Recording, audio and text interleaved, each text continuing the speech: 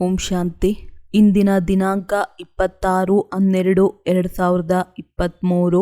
ಮಧುರ ಮಕ್ಕಳೇ, ಇದು ಮನುಷ್ಯರಿಂದ ದೇವತೆಗಳಾಗುವ ವಿದ್ಯೆಯಾಗಿದೆ. ಈ ವಿದ್ಯೆಯಲ್ಲಿ ಸ್ವಲ್ಪವೂ ಹುಡುಗಾಟಿಕೆಯನ್ನು ಮಾಡಬಾರದು. ತಿಂದಿರಿ, ಮಲಗಿದ್ದೀರಿ, ವಿದ್ಯಾಭ್ಯಾಸ ಮಾಡಲಿಲ್ಲವೆಂದರೆ ಬಹಳ ಪಶ್ಚಾತ್ತಾಪ ಪಡಬೇಕಾಗುವುದು. ಪ್ರಶ್ನೆ: ಯಾವ ಮಾತಿನಲ್ಲಿ ಬ್ರಹ್ಮ ತಂದೆಯನ್ನು ಅನುಕರಣೆ ಮಾಡುವುದರಿಂದ ಉನ್ನತಿಯಾಗುತ್ತಾ ಇರುವುದು? ಉತ್ತರ: ಹೇಗೆ ಬ್ರಹ್ಮ ತಂದೆಯು ತಮ್ಮದೆಲ್ಲವನ್ನು ಆಹುತಿ ಮಾಡಿಬಿಟ್ಟರು, ಅಂದರೆ ಸರ್ವಸ್ವವನ್ನು ಸಮರ್ಪಣೆ ಮಾಡಿದರು, ಹಾಗೆಯೇ ತಂದೆಯನ್ನು ಅನುಕರಣೆ ಮಾಡಿ. ತಂದೆಯು ರಚಿಸಿರುವ ಈ ರುದ್ರ ಯಜ್ಞದಲ್ಲಿ ಸಂಪೂರ್ಣ ಆಹುತಿ ಮಾಡುವುದು, ಅರ್ಥಾತ್ ತಂದೆಗೆ ಸಹಯೋಗಿಗಳಾಗುವುದೇ ಉನ್ನತಿಯ ಸಾಧನವಾಗಿದೆ. ಆದರೆ ನಾನು ಇಷ್ಟು ಸಹಾಯ ಮಾಡಿದೆನು, ಇಷ್ಟೊಂದು ಕೊಟ್ಟೆನು ಎಂಬ ವಿಚಾರಗಳು ಎಂದೂ ಬರಬಾರದು. ಏಕೆಂದರೆ ತಂದೆಯಂತೂ ದಾತ ಆಗಿದ್ದಾರೆ. ಅವರಿಂದ ನೀವು ಪಡೆಯುತ್ತೀರೇ ವಿನಃ ಕೊಡುವುದಿಲ್ಲ. ಗೀತೆ: ನೀನು ರಾತ್ರಿಯನ್ನು ಮಲಗುತ್ತಾ ಕಳೆದೆ. ಓಂ ಶಾಂತಿ. ಮಕ್ಕಳು ಗೀತೆಯನ್ನು ಕೇಳಿದ್ದೀರಿ. ಇದರ ಮೇಲೂ ಮಕ್ಕಳು ತಿಳಿಸಬೇಕು. ತಂದೆಯು ತಿಳಿಸುತ್ತಾರೆ, ನಾನು ಮಕ್ಕಳೊಂದಿಗೆ ಮಾತನಾಡುತ್ತೇನೆಂದು ಮತ್ಯಾರೂ ಈ ರೀತಿ ಹೇಳಲು ಸಾಧ್ಯವಿಲ್ಲ. ಸಾಧು ಸಂತ ಮಹಾತ್ಮರಂತೂ ಅನೇಕರಿದ್ದಾರೆ. ಕೆಲವರು ಹೇಳುತ್ತಾರೆ, ಇವರಲ್ಲಿ ಶಕ್ತಿ ಇದೆ, ಆದರೆ ಇವರಂತೂ ಎಲ್ಲರ ತಂದೆ ಅವರೇ ಕುಳಿತು ತಿಳಿಸುತ್ತಾರೆ. ಅನೇಕ ಮಕ್ಕಳು ಇಡೀ ದಿನ ಕೇವಲ ತಿನ್ನುತ್ತಾ, ಕುಡಿಯುತ್ತಾ, ಮಲಗುತ್ತಾ ಸಮಯವನ್ನು ಕಳೆಯುತ್ತಾರೆ. ಹೆಚ್ಚಾಗಿ ನಿದ್ರೆಯನ್ನು ಮಾಡುತ್ತಾರೆ. ಇದರಿಂದ ಏನಾಗುವುದು? ವಜ್ರ ಸಮಾನ ಜನ್ಮವನ್ನು ಕಳೆದುಕೊಳ್ಳುತ್ತಾರೆ. ಮಾಯೆಯು ಬಹಳ ಹುಡುಗಾಟಿಕೆ ಮಾಡಿಸುತ್ತದೆ. ಕುಂಭಕರ್ಣನ ನಿದ್ರೆಯಲ್ಲಿ ಮಾಯೆಯು ಮಲಗಿಸಿ ಬಿಟ್ಟಿದೆ. ಈಗ ಜಾಗೃತರನ್ನಾಗಿ ಮಾಡುವ ತಂದೆಯೂ ಬಂದಿದ್ದಾರೆ. ಅಜ್ಞಾನ ನಿದ್ರೆಯಿಂದ ಎದ್ದೇಳಿ. ಇಡೀ ಸೃಷ್ಟಿಯು, ಅದರಲ್ಲಿಯೂ ವಿಶೇಷವಾಗಿ ಭಾರತದಲ್ಲಿ ಅಜ್ಞಾನವೇ ಅಜ್ಞಾನವಿದೆ. ಆದ್ದರಿಂದ ತಂದೆಯು ತಿಳಿಸುತ್ತಾರೆ, ಮಕ್ಕಳೇ, ಈಗ ಹುಡುಗಾಟಿಕೆ ಮಾಡುತ್ತೀರೆಂದರೆ ಬಹಳ ಪಶ್ಚಾತ್ತಾಪ ಪಡಬೇಕಾಗುವುದು. ಪಶ್ಚಾತ್ತಾಪದಿಂದಂತೂ ಏನೂ ಪ್ರಯೋಜನವಿಲ್ಲ. ಇಲ್ಲಿ ಈ ವಿದ್ಯೆಯು ಮನುಷ್ಯರಿಂದ ದೇವತೆಗಳನ್ನಾಗಿ ಮಾಡುವುದಾಗಿದೆ. ಈ ರೀತಿ ಬೇರೆ ಯಾರೂ ತಿಳಿಸಲು ಸಾಧ್ಯವಿಲ್ಲ. ಇಲ್ಲಿಯೂ ಅದೇ ಜ್ಞಾನವೆಂದು ಹೇಳಬಾರದು. ಈ ವಿದ್ಯೆಯೇ ಹೊಸದಾಗಿದೆ. ಆದಿ ಸನಾತನ ದೇವಿ ದೇವತಾ ಧರ್ಮದ ಸ್ಥಾಪನೆಯಾಗುತ್ತದೆ. ಹಾಗೆ ನೋಡಿದರೆ ಇಲ್ಲಿಯೂ ದೇವಿಯರೆಂದು ಅನೇಕರಿಗೆ ಹೇಳುತ್ತಾರೆ. ಸ್ತ್ರೀ ದೇವಿಯಾದರೆ ಪುರುಷ ದೇವತೆಯಾದರು. ಆದರೆ ನಾವಂತೂ ಸತ್ಯಯುಗದಲ್ಲಿ ದೇವಿ ದೇವತಾ ಪದವಿಯನ್ನು ಪಡೆಯುವ ಪುರುಷಾರ್ಥ ಮಾಡುತ್ತಿದ್ದೇವೆ. ಅಂದ ಮೇಲೆ ಅವಶ್ಯವಾಗಿ ಸತ್ಯಯುಗವನ್ನು ಸ್ಥಾಪನೆ ಮಾಡುವ ತಂದೆಯೇ ಪ್ರಾಪ್ತಿ ಮಾಡಿಸುತ್ತಾರೆ. ಎಲ್ಲ ಸತ್ಸಂಗಗಳಿಗಿಂತ ಇಲ್ಲಿನ ಮಾತುಗಳು ಭಿನ್ನವಾಗಿವೆ. ಯಾರು ಈಶ್ವರನನ್ನು ಸರ್ವವ್ಯಾಪಿ ಎಂದು ಹೇಳುತ್ತಾರೆ, ಅನೇಕ ಅವತಾರಗಳೆಂದು ತಿಳಿಸುತ್ತಾರೆಯೋ ಅವರನ್ನು ಕೇಳಿ. ಒಂದು ವೇಳೆ ಈಶ್ವರನು ಸರ್ವವ್ಯಾಪಿ ಆಗಿದ್ದಾರೆಂದರೆ ಅವತಾರವೆಂದು ಹೇಳುವವರು ಸಹ ಅವಶ್ಯವಾಗಿ ಈಶ್ವರನ ಅವತಾರವಾಗಿರುತ್ತಾರೆ. ಅಂದ ಮೇಲೆ ರಚನೆಯ ಆದಿ ಮಧ್ಯ ಅಂತ್ಯದ ರಹಸ್ಯವನ್ನು ತಿಳಿಸಿ. ಹೀಗೆ ಕೇಳಿದಾಗ ಅವರು ಏನನ್ನೂ ಹೇಳಲು ಸಾಧ್ಯವಿಲ್ಲ. ಭಿನ್ನ ಭಿನ್ನ ಪ್ರಕಾರದ ಮನುಷ್ಯರಿರುತ್ತಾರೆ. ರಿದ್ಧಿ ಸಿದ್ಧಿಯವರೂ ಇರುತ್ತಾರೆ. ಹೊಸ ಆತ್ಮವು ಬಂದಾಗ ಅದು ತನ್ನ ಶಕ್ತಿಯನ್ನು ತೋರಿಸುತ್ತದೆ. ಧರ್ಮ ಸ್ಥಾಪನೆ ಮಾಡಲು ಹೊಸ ಆತ್ಮವು ಪ್ರವೇಶ ಮಾಡುತ್ತದೆ ಎಂದರೆ ಅವರ ಹೆಸರು ಪ್ರಸಿದ್ಧವಾಗಿಬಿಡುತ್ತದೆ. ಇಲ್ಲಿ ಶಕ್ತಿಯ ಮಾತಿಲ್ಲ, ಶಿವತಂದೆಯೇ, ನಾವು ತಮ್ಮಿಂದ ಸ್ವರ್ಗದ ಆಸ್ತಿಯನ್ನು ಪಡೆಯಲು ಬಂದಿದ್ದೇವೆಂದು ನೀವು ಹೇಳುತ್ತೀರಿ. ಇದಕ್ಕೆ ಈಶ್ವರಿಯ ಜನ್ಮಸಿದ್ಧ ಅಧಿಕಾರವೆಂದು ಹೇಳಲಾಗುತ್ತದೆ. ನೀವು ಈಶ್ವರಿಯ ಸಂತಾನರಾಗಿದ್ದೀರಿ. ಯಾವುದೇ ಸಾಧು ಸಂತ ಮಹಾತ್ಮರು ನಾವು ಬಾಪ್ತಾದಾರವರ ಮಕ್ಕಳಾಗಿದ್ದೇವೆಂದು ಹೇಳುವುದಿಲ್ಲ. ನಾವು ಸ್ವರ್ಗದ ಆಸ್ತಿಯನ್ನು ತೆಗೆದುಕೊಳ್ಳುತ್ತಿದ್ದೇವೆಂದು ನಿಮಗೆ ಗೊತ್ತಿದೆ. ತಂದೆಯು ತಿಳಿಸುತ್ತಾರೆ, ಮಕ್ಕಳೇ, ಪೂರ್ಣ ಆಸ್ತಿಯನ್ನು ಪಡೆಯಬೇಕೆಂದರೆ ನನ್ನ ನೆನಪಿನಲ್ಲಿರಿ. ತಂದೆಯು ಇಲ್ಲಿಯೇ ತಂದೆ ಓದಿಸುತ್ತಾರೆ. ರಾಜಧಾನಿಯು ಸ್ಥಾಪನೆಯಾಗಿ ಬಿಟ್ಟರೆ ಈ ವಿದ್ಯೆ ಮತ್ತು ಓದಿಸುವವರು ಮರೆಯಾಗಿ ಬಿಡುತ್ತಾರೆ. ಈ ಬ್ರಾಹ್ಮಣ ಕುಲವು ಈಗಷ್ಟೇ ಇದೆ. ನಾವು ಬ್ರಹ್ಮನ ಸಂತಾನರೆಂದು ಹೇಳುತ್ತಾರೆ. ಅಂದ ಮೇಲೆ ಬ್ರಹ್ಮರವರು ಯಾವಾಗ ಬಂದರು? ಬ್ರಹ್ಮನಂತೂ ಸಂಗಮ ಯುಗದಲ್ಲಿಯೇ ಬರುತ್ತಾರಲ್ಲವೇ? ಪ್ರಜಾಪಿತ ಬ್ರಹ್ಮನು ಯಾವ ಬ್ರಾಹ್ಮಣರನ್ನು ರಚಿಸುತ್ತಾರೆಯೋ ಅವರೇ ದೇವಿ ದೇವತೆಗಳಾಗಿ ಬಿಡುತ್ತಾರೆ. ಅನಂತರ ಬ್ರಾಹ್ಮಣರಂತೂ ಇರುವುದಿಲ್ಲ.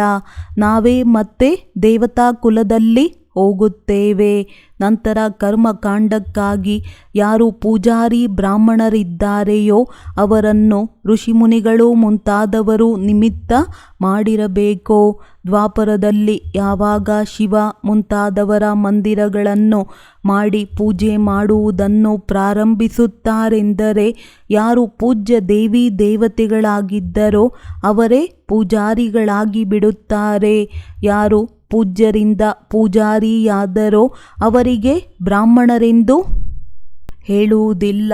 ಮಂದಿರಗಳಲ್ಲಿ ದೇವತೆಗಳ ಮುಂದೆ ಬ್ರಾಹ್ಮಣರು ಅವಶ್ಯವಾಗಿ ಇರುತ್ತಾರೆ.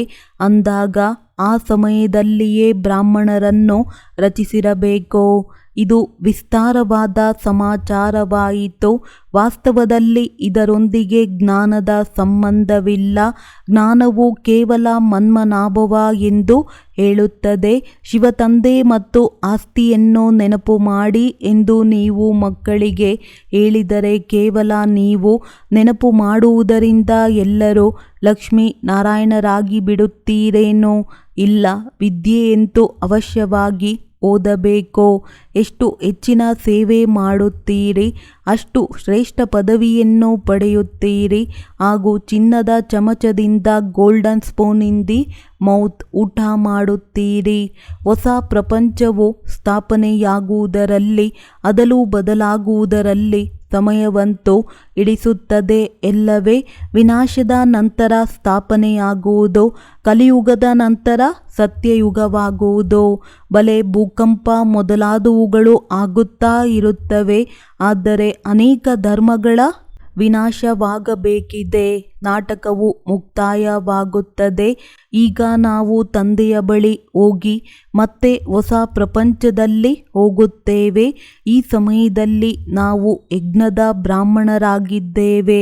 ಶಿವತಂದೆಯು 5000 ವರ್ಷಗಳ ಹಿಂದಿನಂತೆ ರುದ್ರ ಯಜ್ಞವನ್ನು ರಚಿಸಿದ್ದಾರೆ. ಇದು ದೊಡ್ಡದಕ್ಕಿಂತ ದೊಡ್ಡ ಯಜ್ಞವಾಗಿದೆ. ಈ ಯಜ್ಞದ ಸಂಭಾಲನೆಯನ್ನು ನೀವು ಸತ್ಯ ಬ್ರಾಹ್ಮಣರೇ ಮಾಡುತ್ತೀರಿ.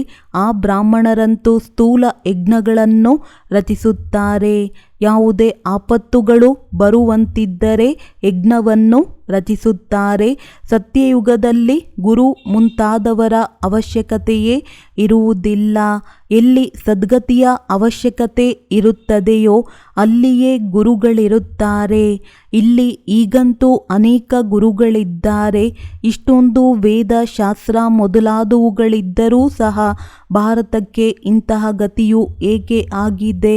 5000 ವರ್ಷಗಳ ಹಿಂದಿನಂತೆ ಎಲ್ಲ ಮನುಷ್ಯರು ಘೋರ ನಿದ್ರೆಯಲ್ಲಿ ಮಲಗಿಬಿಟ್ಟಿದ್ದಾರೆಂದು ನೀವು ಬರೆಯಬಹುದು. ನಿದ್ರೆಯನ್ನಂತೂ ಎಲ್ಲರೂ ಮಾಡುತ್ತಾರೆ. ಆದರೆ ಇದು ಅಜ್ಞಾನದ ನಿದ್ರೆಯ ಮಾತಾಗಿದೆ. ಯಾವುದೇ ಗುರುಗಳು ಸದ್ಗತಿ ಕೊಡಲು ಸಾಧ್ಯವಿಲ್ಲ.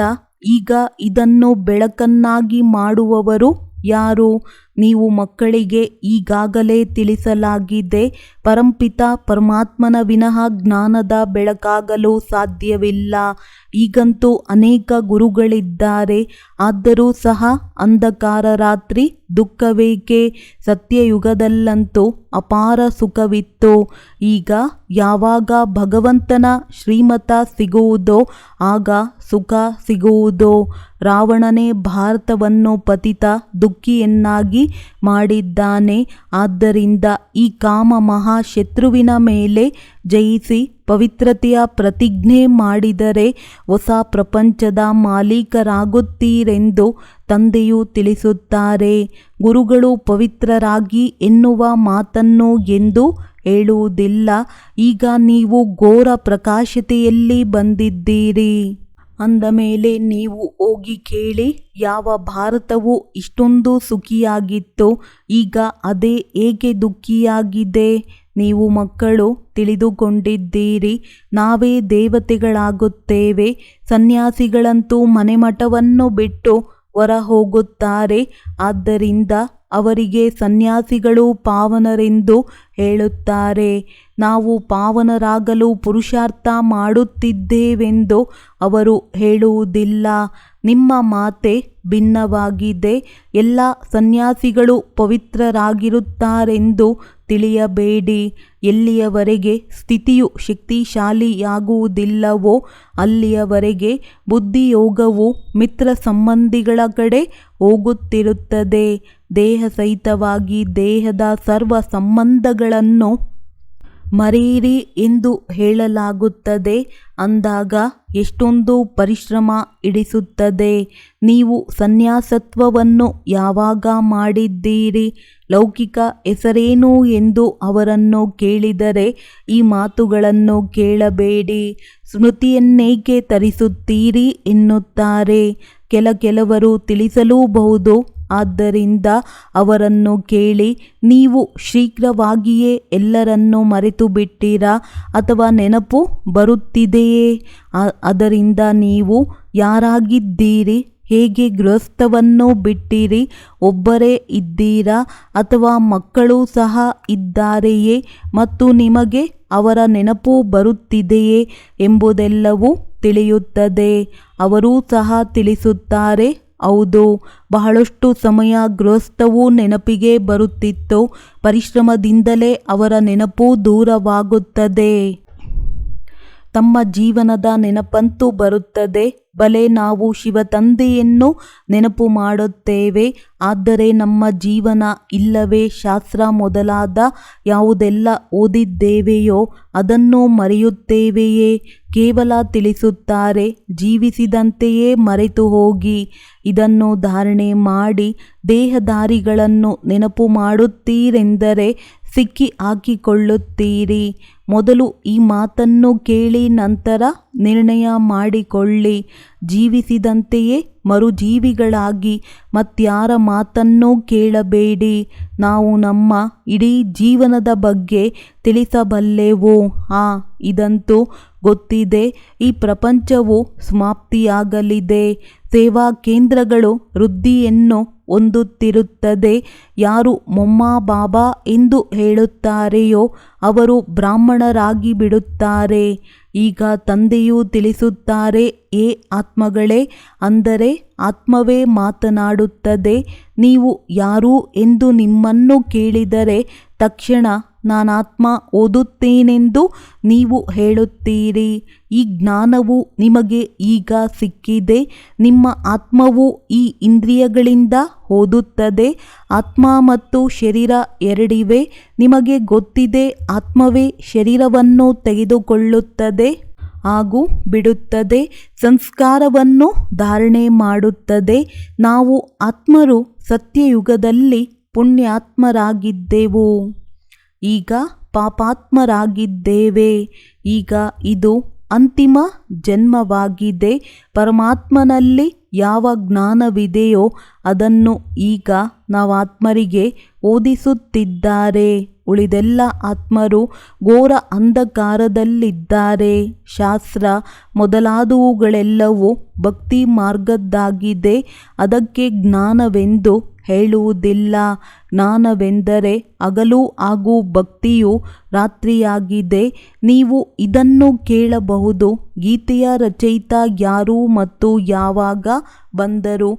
ಗೀತೆಯನ್ನು ಯಾವಾಗ ರಚಿಸಲಾಯಿತೋ ತಂದೆಯೂ ಸಹ ಬರೆಯುತ್ತಿರುತ್ತಾರೆ. ಮತ್ತೆ ನೀವು ಅದನ್ನು ಚೆನ್ನಾಗಿ ಮನನ ಮಾಡಬೇಕಾಗುತ್ತದೆ. ಹೀಗೆ ಬುದ್ಧಿಯಲ್ಲಿ ಧಾರಣೆ ಮಾಡುವುದರಿಂದ ನಿಮ್ಮ ಉನ್ನತಿಯಾಗುತ್ತಾ ಹೋಗುವುದು. ನನ್ನನ್ನು ನೆನಪು ಮಾಡಿ ಎಂದು ತಂದೆಯು ತಿಳಿಸುತ್ತಾರೆ. ಮಕ್ಕಳಿಗೆ ಮಾಲೆಯ ರಹಸ್ಯವನ್ನು ತಿಳಿಸಲಾಗಿದೆ. ಪರಂಪಿತ ಪರಮಾತ್ಮನು ಬೇಅದ್ದಿನ ಹೂವಾಗಿದ್ದಾರೆ. ಮತ್ತೆ 2 ಜೋಡಿ ಮಣಿಗಳು ಬ್ರಹ್ಮ ಸರಸ್ವತಿಯಾಗಿದ್ದಾರೆ. ಪ್ರಜಾಪಿತ ಬ್ರಹ್ಮರವರ ಮೂಲಕ ರಚನೆಯು ರಚಿಸಲ್ಪಟ್ಟಿದೆ. ಇವರು ಆದಿದೇವ ಮತ್ತು ಆದಿದೇವಿಯಾಗಿದ್ದಾರೆ. ಇವರು ಬ್ರಾಹ್ಮಣರಾಗಿದ್ದಾರೆ. ಇವರೇ ಸ್ವರ್ಗವನ್ನಾಗಿ ಮಾಡಿದ್ದಾರೆ. ಆದ್ದರಿಂದ ಇವರ ಪೂಜೆಯಾಗುತ್ತದೆ. ಮಧ್ಯದಲ್ಲಿ 8 ಮಣಿಗಳು ಸೂರ್ಯವಂಶಿಯಾಗಿದ್ದಾರೆ. ಬಹಳ ಸಹಯೋಗ ನೀಡಿದ್ದಾರೆ. ಈ ಜ್ಞಾನವು ಬುದ್ಧಿಯಲ್ಲಿರಬೇಕು. ಇದು ಸಹ ನಿಮಗೆ ಗೊತ್ತಿದೆ. ಯಜ್ಞದಲ್ಲಿ ಅವಶ್ಯವಾಗಿ ಆಹುತಿ ಕೊಡಲಾಗುತ್ತದೆ. ಮಾತೆಯರ ಉನ್ನತಿಗಾಗಿ ತಂದೆಯು ಯುಕ್ತಿಯನ್ನು ರಚಿಸಿದ್ದಾರೆ. ಬಾಬಾರವರು ಬಲಿಹಾರಿ ಮಾಡಿದರಲ್ಲವೇ? ಅಂದಾಗ ತಂದೆಯನ್ನು ಅನುಕರಣೆ ಮಾಡಿ. ಗಾಂಧೀಜಿಗೂ ಸಹ ಯಾರು ಸಹಯೋಗ ಕೊಟ್ಟರೋ ಅವರಿಗೆ ಅಲ್ಪಕಾಲದ ಸುಖ ಸಿಕ್ಕಿತು. ಆದರೆ ಅವರು ಅದ್ದಿನ ತಂದೆಯಾಗಿದ್ದರು. ಇವರು ಬೇಅದ್ದಿನ ತಂದೆಯಾಗಿದ್ದಾರೆ. ಇಲ್ಲಿ ಬ್ರಹ್ಮ ತಂದೆಯು ತಮ್ಮ ಸರ್ವಸ್ವವನ್ನು ಮಾತೆಯರ ಚರಣಗಳಲ್ಲಿ ಕೊಟ್ಟು ಬಿಟ್ಟರು. ಆದ್ದರಿಂದ ಇವರು ಮೊದಲನೇ ನಂಬರಿನಲ್ಲಿ ಹೋದರು. ಹಾಗೆಯೇ ನೀವು ಮಕ್ಕಳು ಸಹ ಪುರುಷಾರ್ಥ ಮಾಡಬೇಕು. ಯಾರು ಸಹಯೋಗ ನೀಡುತ್ತೀರೋ ಅವರೇ ಸ್ವರ್ಗದ ಮಾಲೀಕರಾಗುತ್ತೀರಿ. ನಾವು ಶಿವತಂದೆಗೆ ಸಹಯೋಗ ಕೊಡುತ್ತೇವೆಂದು ತಿಳಿಯಬೇಡಿ. ಇಲ್ಲ, ಶಿವತಂದೆಯೇ ನಿಮಗೆ ಸಹಯೋಗ ನೀಡುತ್ತಾರೆ. ಅವರಂತೂ ದಾತನಾಗಿದ್ದಾರೆ. ನೀವು ಏನೆಲ್ಲವನ್ನೋ ಮಾಡುತ್ತೀರೋ ತಮಗೋಸ್ಕರ ಮಾಡುತ್ತೀರಿ. ನೆನಪಿನಲ್ಲಿರುತ್ತೀರೆಂದರೆ ವಿಕರ್ಮಗಳು ವಿನಾಶವಾಗುತ್ತವೆ. ಸ್ವರ್ಗವನ್ನು ನೆನಪು ಮಾಡಿದರೆ ಸ್ವರ್ಗದಲ್ಲಿ ಹೋಗುತ್ತೀರಿ. ಸ್ವಯಂ ತಂದೆಯೇ ತಿಳಿಸುತ್ತಾರೆ. ಮನ್ಮನಾಭವ ಇಲ್ಲವೆಂದರೆ ಶ್ರೇಷ್ಠ ಪದವಿಯು ಹೇಗೆ ಸಿಗುತ್ತದೆ? ಇದನ್ನು ಎಣಿಕೆ ಮಾಡುವುದು ನಿಮ್ಮ ಕೆಲಸವಾಗಿದೆ. ನಾನು ಕೊಡುತ್ತೇನೆಂದು ಯಾರೂ ತಿಳಿಯಬೇಡಿ. ಇದು ಶಿವತಂದೆಯ ಯಜ್ಞವಾಗಿದೆ. ಅಂದ ಮೇಲೆ ನಡೆಯುತ್ತದೆ, ನಡೆಯುತ್ತಲೇ ಇರುತ್ತದೆ. ನೀವು ಸತ್ಯ ಬ್ರಾಹ್ಮಣರ ಹೃದಯದಲ್ಲಿದೆ. ನಾವು ಕೇವಲ ಭಾರತದಲ್ಲಷ್ಟೇ ಅಲ್ಲ, ಸಂಪೂರ್ಣ ವಿಶ್ವದಲ್ಲಿ ತಂದೆಯ ಸಹಯೋಗದಿಂದ ನಮ್ಮ ರಾಜ್ಯವನ್ನು ಸ್ಥಾಪನೆ ಮಾಡುತ್ತಿದ್ದೇವೆ. ನಾವು ಮತ್ತೆ ಪವಿತ್ರರಾಗಿ ಭಾರತವನ್ನು ಸ್ವರ್ಗವನ್ನಾಗಿ ಮಾಡಿ ರಾಜ್ಯ ಮಾಡುತ್ತೇವೆ. ಶಿವತಂದೆಯ ಮತದನುಸಾರ ನಡೆಯುವುದರಿಂದ ಭಾರತವು ಸ್ವರ್ಗವಾಗಿ ಬಿಡುತ್ತದೆ. ಅಂದಾಗ ಇದನ್ನು ನೆನಪಿಟ್ಟುಕೊಳ್ಳಿ. ನಮಗೆ ಶಿವತಂದೆಯು ಓದಿಸುತ್ತಾರೆ. ತಂದೆಯು ತಿಳಿಸುತ್ತಾರೆ, ಮಕ್ಕಳೇ, ಯಾವಾಗ ಬ್ರಾಹ್ಮಣರಾಗುತ್ತೀರೋ ಆಗಲೇ ದೇವತಾ ಸಂಪ್ರದಾಯದಲ್ಲಿ ಬರುತ್ತೀರಿ. ವಿಕಾರದಲ್ಲಿ ಬೀಳುವುದರಿಂದ ಸತ್ಯನಾಶವಾಗಿ ಬಿಡುತ್ತದೆ. ತಮ್ಮ ಮೇಲೆ ಕೃಪೆಗೆ ಬದಲು ಅಕೃಪೆ ಮಾಡಿಕೊಳ್ಳುತ್ತಾರೆ. ಮತ್ತೆ ಶ್ರಾಪಿತರಾಗಿ ಬಿಡುತ್ತಾರೆ. ನಾನು ವರದಾನ ಕೊಡಲು ಬಂದಿದ್ದೇನೆ. ಆದರೆ ಶ್ರೀಮತದಂತೆ ನಡೆಯದಿರುವುದರಿಂದ ತಮ್ಮನ್ನು ಶ್ರಾಪಿತರನ್ನಾಗಿ ಮಾಡಿಕೊಳ್ಳುತ್ತಾರೆ. ಪದವಿ ಭ್ರಷ್ಟ ಮಾಡಿಕೊಳ್ಳುತ್ತಾರೆ. ಒಳ್ಳೆಯದು. ಮಧುರಾತಿ ಮಧುರ ಅಗಲಿ ಮರಳಿ ಸಿಕ್ಕಿರುವಂತಹ ಮಕ್ಕಳಿಗೆ ಪ್ರೀತಿಯ ಮಾತ್ಪಿತಾ ಬಾಪ್ತಾದರವರ ನೆನಪು, ಪ್ರೀತಿ ಹಾಗೂ ಸುಪ್ರಭಾತ. ಆತ್ಮೀಯ ಮಕ್ಕಳಿಗೆ ಆತ್ಮೀಯ ತಂದೆಯ ನಮಸ್ತೆ. ಧಾರಣೆಗಾಗಿ ಮುಖ್ಯ ಸಾರ: ಬುದ್ಧಿಯಿಂದ ಎಲ್ಲವನ್ನೂ ಮರೆಯುವುದಕ್ಕಾಗಿ ಜೀವಿಸಿದಂತೆಯೇ ಸಾಯಬೇಕಾಗಿದೆ. ಒಬ್ಬ ತಂದೆಯ ಮಾತುಗಳನ್ನು ಕೇಳಬೇಕಾಗಿದೆ. ತಮ್ಮ ಉನ್ನತಿಗಾಗಿ ಪೂರ್ಣ ಬಲಿಹಾರಿಯಾಗಬೇಕಾಗಿದೆ. ಶ್ರೀಮತದಂತೆ ನಡೆದು ಸ್ವಯಂ ಮೇಲೆ ಕೃಪೆ ತೋರಬೇಕಾಗಿದೆ. ಸತ್ಯ ಬ್ರಾಹ್ಮಣರಾಗಿ ಯಜ್ಞದ ಸಂಭಾಲನೆ ಮಾಡಬೇಕಾಗಿದೆ. ವಿದ್ಯೆಯನ್ನು ಚೆನ್ನಾಗಿ ಓದಿ ಶ್ರೇಷ್ಠ ಪದವಿಯನ್ನು ಪಡೆಯಬೇಕಾಗಿದೆ. ವರದಾನ: ಸೇವೆಯನ್ನು ತಂದೆಯ ಮುಂದೆ ಬುದ್ಧಿಯಿಂದ ಅರ್ಪಣೆ ಮಾಡಿ ಸ್ವಯಂ ನಿಶ್ಚಿಂತರಾಗಿರುವಂತಹ ಸಫಲತಾ ಸ್ವರೂಪ ಭವ. ಯಾವುದೇ ಎಂತಹದೇ ಕಷ್ಟದ ಸೇವೆ ಇರಲಿ, ಆದರೆ ಆ ಸೇವೆಯನ್ನು ತಂದೆಯ ಬುದ್ಧಿಯಿಂದ ಅರ್ಪಣೆ ಮಾಡಿಬಿಡಿ. ನಾನು ಮಾಡಿದೆನೋ ಸಫಲತೆಗೆ ಸಿಗಲಿಲ್ಲ, ಈ ನನ್ನತನವನ್ನು ಜೋಡಿಸಬೇಡಿ. ತಂದೆಯ ಸೇವೆಯಾಗಿದೆ, ತಂದೆಯು ಅವಶ್ಯವಾಗಿ ಮಾಡುವರು.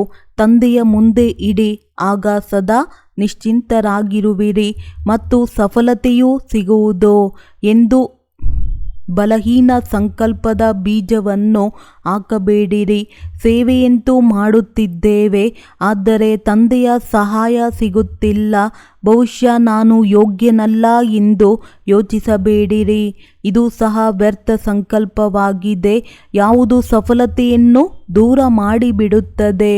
ಸ್ಲೋಗನ್: ಬ್ರಾಹ್ಮಣ ಕುಲದೀಪಕರು ಅವರೇ ಆಗಲು ಸಾಧ್ಯ, ಯಾರ ಸ್ಮೃತಿಯ ಜ್ಯೋತಿ ಸದಾ ಬೆಳಗುತ್ತಿರುತ್ತದೆ. ಒಳ್ಳೆಯದು. ಓಂ ಶಾಂತಿ.